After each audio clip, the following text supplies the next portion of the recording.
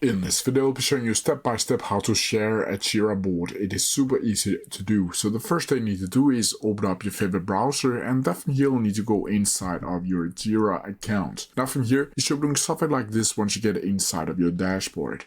Once from here, you'll need to go over and find your specific board that you want to share to another person.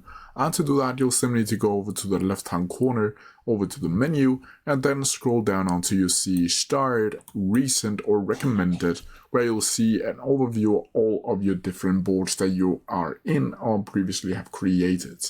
Once from here, you'll need to click on the specific board, and from here, you'll be able to see your board right here.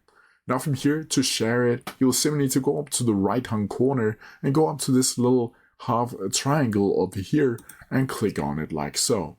Once from here, you'll be able to see that it's share, and here you can add in emails from different colleagues or other people that you want to share this board with, or you can go down here to copy a link, and then you can share the link inside of an email or Teams or whatever you guys are using, like so. But that's how you do it. If you have any questions about it, please leave them down in the comments section below, and I'll try my best to answer them as quickly as possible.